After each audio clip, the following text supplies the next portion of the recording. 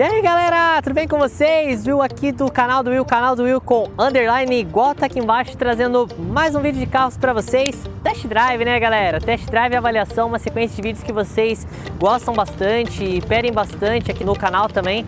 Trazendo uma joia rara pra vocês hoje, um Tipo 1.6 IE 1995. Vou falar tudo sobre esse carro, mostrar os detalhes pra vocês, falar as polêmicas e vale para dar uma voltinha, né galera, para vocês sentirem um pouquinho do que era a máquina. Se vocês gostam de carro, gostam de vídeos assim, faz o seguinte, tem um botãozinho aqui embaixo, se inscreve no canal, ativa as notificações lá, ativa o sininho pro YouTube avisar vocês toda vez que eu postar. Vem conferir a nave comigo.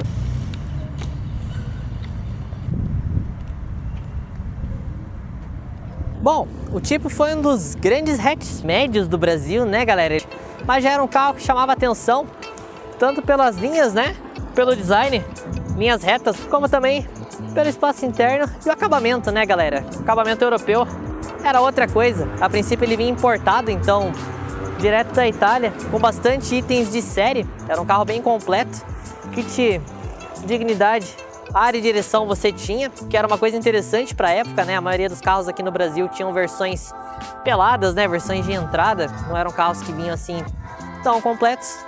E isso deu uma impulsionada nas vendas, fez com que ele fizesse um relativo sucesso aqui na época. E era um carro para ninguém botar defeito, né galera? Além de completão, ele tinha um desempenho bem acima da média se você for comparar com outros carros que se vendia aqui no Brasil na época. Mas a Fiat trouxe um pouco depois também uma versão do hatch que fez bastante barulho, que era o Cerit Valvole. Era um carro bem potente, né, com motor 2.0, 16 válvulas, passava fácil aí da casa dos 200 km por hora.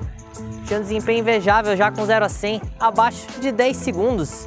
Na carroceria coupé, ele é bem menos comum, né? Era mais comum ver na carroceria de 4 portas, como essa versão do carro. E essa versão aqui, a 1.6 IE, foi uma das que mais se popularizaram aqui no nosso mercado. Já vou contar a parte das polêmicas também, mas a parte boa é que foi um carro bem vendido, né galera? Bastante gente na época comprou esse carro, foi um grande sucesso de lançamento da Fiat, tanto que ali entre 95 para 96 a marca nacionalizou a produção do carro. Daí ele passou a ganhar uma injeção multiponto, que aumentou a potência, né? Da versão 1.6 saiu de 82 cavalos, que é essa versão aqui, para 92 cavalos. E é basicamente isso, né galera? A gente pode dizer que esse carro aqui é ou não maromba, chame como quiser. Afinal, a série Tipo e Tempra é sucessor espiritual do Uno, né? Eu falei um pouquinho para vocês dessa história no vídeo da Alfa Romeo 155, que compartilha a mesma plataforma. Se vocês ainda não assistiram, eu vou deixar nos cards aqui em cima para vocês assistirem mais tarde. Mas teve polêmica? Teve, né galera? Nem tudo são flores, podemos dizer. Quando esse carro aqui estava numa ascendente de vendas nacional, aconteceu uma série de incidentes letais que acabaram comprometendo a boa fama do carro, né? Inclusive ele é conhecido como uma espécie de bomba, tal qual uma areia, por exemplo, porque alguns carros acabaram pegando fogo, né, acidentalmente. Era um problema de construção, né, de fábrica. Depois a Fiat teve que indenizar os proprietários e tal, acabou sendo processada por isso. Que eu pesquisei nos registros aqui para trazer a matéria para vocês, ocorreram ali em torno de 70 a 100 casos registrados, mas pode ser que tenha acontecido mais. E o que aqui acontecia, galera? Esse carro tem direção hidráulica, certo? Pois é, tinha uma mangueirinha ali do sistema de direção hidráulica que, após o uso intenso ali, né, esterçamento do volante, acontecia de se romper e acabava derramando fluido no escape, né, e acabava pegando fogo, tanto que vários modelos deram perda total. Foi uma situação complicada para a marca e dali em diante as vendas do Tipo acabaram despencando. Nacionalizar o carro normalmente é uma coisa boa, né galera, porque dá uma barateada nos custos de produção e você consegue um preço de venda melhor. Mas no caso da Fiat já não foi uma decisão assim tão acertada para esse carro, uma vez que as vendas já vinham em declínio, né? Então quando nacionalizou de 95 para 96, o pessoal já estava com outros projetos em mente. Lá na Europa eles já tinham lançado a linha Bravo e Brava, né? Que é basicamente a linha sucessora desse carro aqui. E ele saiu de linha em meados de 97.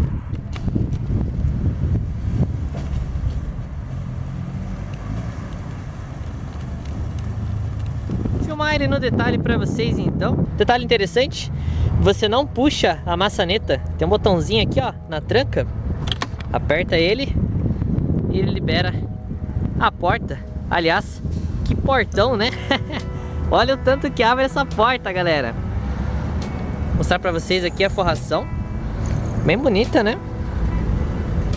É um material quase que soft touch. Não chega a afundar, mas é um plástico emborrachado. É bem maciozinho. Comandos dos vidros, né? Bacana. Maçanetinha pequena. Porta-mapas pequenininho, né? Acabamento em tecido. Segue o padrão dos bancos. Aliás, que bancos, né, galera?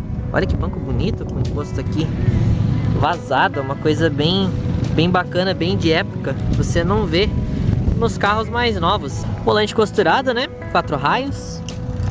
Clássico da linha Fiat. Mostradores aqui analógicos, com várias luzes de emergência. Marcador de combustível ao centro. Temos o RPM ali vezes 100, né? Interessante, a maioria dos carros é vezes 1000. Então aqui temos um 0 a mais. O velocímetro da Veglia é a mesma que faz o velocímetro do sucessor dele, né? Da Brava e do Maré. Aqui a gente tem também check control. Porém, o proprietário me disse que o sistema ainda não está ativo, porque ele é um painel de um carro 2.0, mas ele pode ser ativo sim. Reloginho, marcador de temperatura e o reloginho alinhado com o horário, tá funcionando. São exatamente 4 e 5 nesse minuto que eu tô gravando aqui. Painel completo, né? Som aftermarket. Esse cinzeirinho aqui, bonitinho, né, galera? Bacana. Tomadinha 12 volts, fica bem escondido aqui nessa moldura. Manopla redonda, né? Parece bastante com a manopla do Palio. Aliás, o conjunto de roda dele também, vocês vão ver ali na imagem externa. É bem similar ao do Palio. Coifa de couro, bem bonita. Temos um console central e mais um cinzeirinho aqui atrás. Na época os carros tinham cinzeiro, né, galera? As pessoas fumavam, os hábitos mudam. Vou mostrar a traseira pra vocês. Uma coisa que eu gosto, galera, gosto bastante, é essa quebra de linha aqui, ó, no paralama, né, do carro. Que ele tem um desenho com as portas abertas e outro desenho com as portas fechadas. Bacana, né, os detalhes da porta também. Temos esse vidrinho aqui, né, pra dar uma suavizada na coluna. Aliás, a coluna tem vidro também. Muito legal ver isso aqui, galera. Muito louco. Uma pérola do design italiano, né? O design desse carro faz lembrar, tipo, carros como Lancia Delta, assim. Acabamento em tecido também. E as portas traseiras, vidro manual, infelizmente. Mas tá bom, né? Tendo vidro elétrico na frente, anos 90, a gente deixa passar. O espaço interno desse carro é bem amplo, galera. Praticamente um sedã dentro de um hatch médio. O estofamento segue o padrão da frente, né? Um xadrezinho bem bonito. Tecido de banco automotivo mesmo. Mas não se vê mais tecidos assim na indústria. Que é uma pena, né? Pra gente que gosta. Falta os encostos de cabeça aqui, né? Também não era uma coisa tão comum pra época. E cintos abdominal, né? Pra quem vai no meio, 3 pontos. Pra quem vai aqui nas pontas do carro. Porta-mala pra vocês. São 350 litros, galera. 20 a menos que na Brava, né? Uma curiosidade aí pra vocês compararem a capacidade de carga dos hatches médios da Fiat. Tem um step aqui, um ressaltinho. A parte lateral é forrada, né? A parte dos bancos fica aparecendo mesmo, é normal. Banco rebatido, inteiriço. Na época não era comum um carro com um banco bipartido, era uma coisa de outro mundo praticamente. Mas é bem bacana o espaço, galera. Cabe muita coisa aí dentro. Outra coisa legal também aqui que o proprietário me passou, né? Saca só, galera. O esguicho é junto com o limpador traseiro e ele gira junto.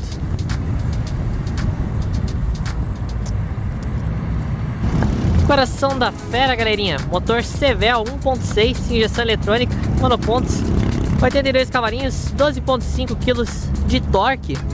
Torque sempre em torno de 3.000 RPM e a potência máxima 5.250.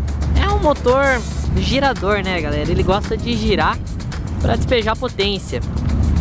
Bacana, né, que ele segue o padrão ali dos Fiat dos anos 90. Temos várias proteções aqui em cima. E lá atrás, a Benedita. Deixa eu ver se eu consigo mostrar pra vocês. causa dos problemas, né? Desse carro aqui de época. Vocês conseguem ver aqui, é como se fosse uma mangueira dentro da outra, muito louco.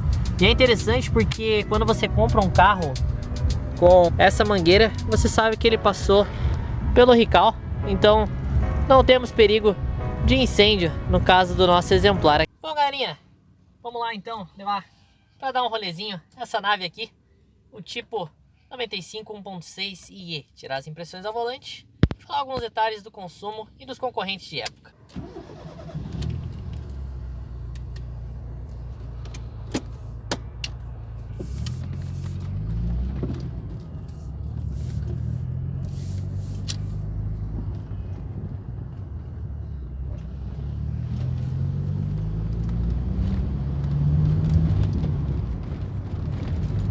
Motor 1.6 Sebel, 82 cavalinhos, ainda era injeção monoponta, né?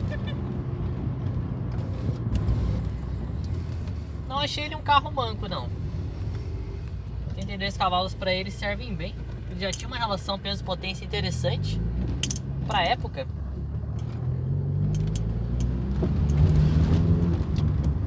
O ronco desse carro é muito legal, velho.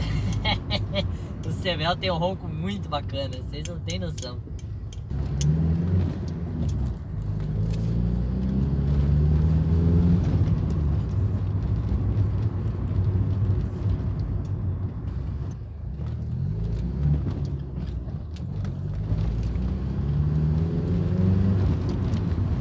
Bem o carro, galera. Zero a 100 na casa dos 15 segundos.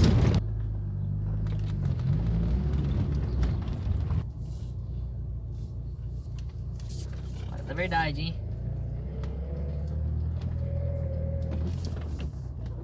Quase virou, quase virou.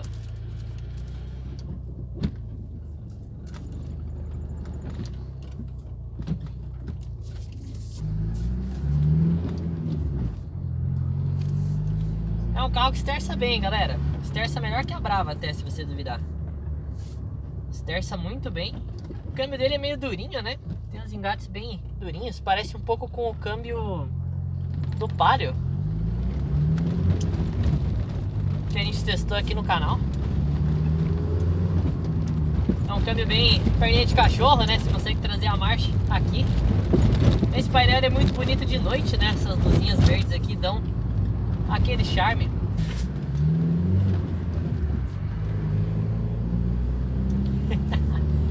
Que bacana, cara. Comandos na seta. Prático, né?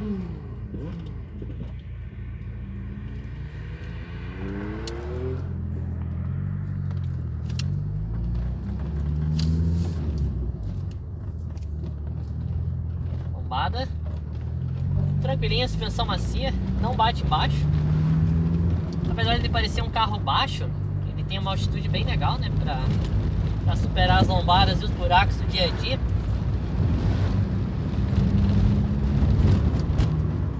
Em baixa rotação, você sente um pouquinho, galera, que o carro apanha, mas se você deixar o motor crescer, só vai, cara. Anda muito bem. 95, galera, não tem muito o que reclamar, né? Pra hoje em dia, o consumo mecânico tá defasado, mas pra época era um conjunto mecânico bem impressionante. Consumo, sei que vocês estão curiosos para saber o consumo tanto quanto eu, né? Bebe um pouquinho, galera. A cidade ele faz 9.2, na estrada 13. Esse é o consumo de ficha, tá? Varia um pouco de acordo com a conservação, né, de cada unidade. Se for um carro bem conservado, vai ter uma média de consumo bem aceitável. Ainda é um carro razoavelmente econômico, até mesmo se você comparar com a versão 2.0. Ele é um carro bem mais leve, né, que o Tempra, então ele consegue fazer um consumo bem bacana. Até mesmo com o 2.0 ele fica um pouquinho mais econômico.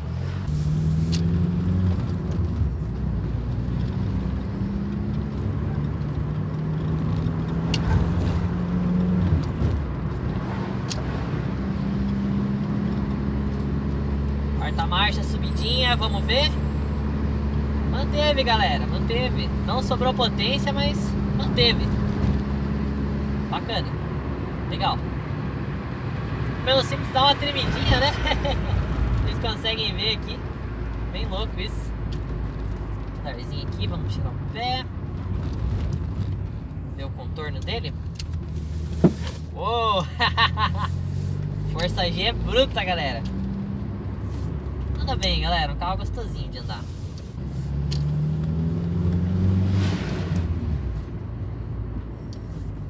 Muito gostosinho de andar. A embreagem é macia desse carro. Achei ela bem macia. Se você for comparar, por exemplo, com o Brava ou com o Maré, né? Que são carros que a gente já testou aqui. A embreagem dele é bem macia, cara. Gostei demais. Acabamento me agrada, né? E ele já tem um design icônico, tanto para a época quanto para os dias atuais também. Esse painel do carro é uma coisa muito louca, um painel muito bonito. Ele era um hatch médio de luxo, né, galera? Uma categoria que acabou meio que morrendo, né? Assim como os carros Wagon, tanto aqui no Brasil quanto no exterior também. São carros que aos poucos estão em declínio, que as pessoas estão trocando pelos SUVs. E assim, tirando a polêmica, né, tipo, dele ser um carro que pegava fogo, não tem tantas coisas assim pra se falar que sejam ruins no carro, né?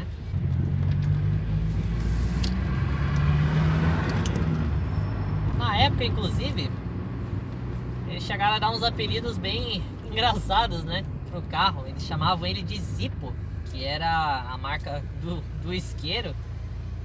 E também eu tava lendo uma matéria quando eu pesquisei sobre o carro, que o título era o seguinte: Hot Hatch no bom sentido. Muita ironia, galera, muita sacanagem. Mas não é um carro pra se falar mal não, tá? É um carro bem interessante.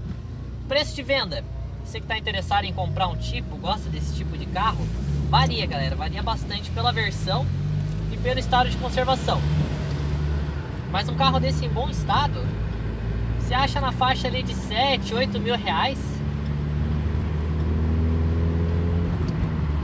E parte até 30 mil reais, galera. E o segundo, hein? O Fluence foi embora aqui aquele dia, galera. Nosso último test drive. Esse aqui pediu marcha, galera. Linha reta é um carro que anda muito bem. Ele apanha mesmo na subida. Tem que esticar bem o carro para andar.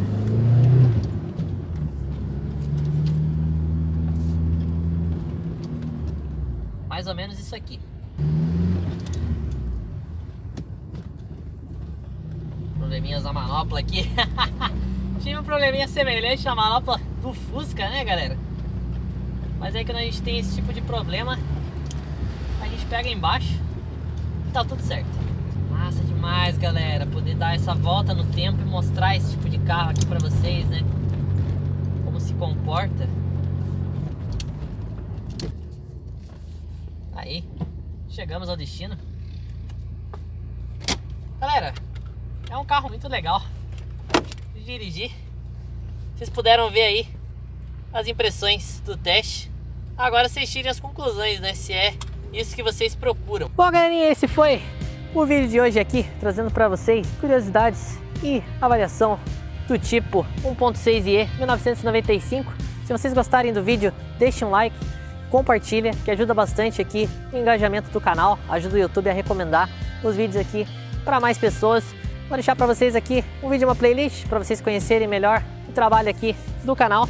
E é claro, fecho agradecendo, né? Gostaria de agradecer a cada um dos inscritos, cada uma das pessoas que tem compartilhado, interagido aqui com os conteúdos do canal, e aos inscritos, né, que nos permitem trazer essas maravilhas aqui e postar a avaliação para vocês. Vejo vocês semana que vem, quinta-feira, 19 horas. Até, galerinha. Valeu!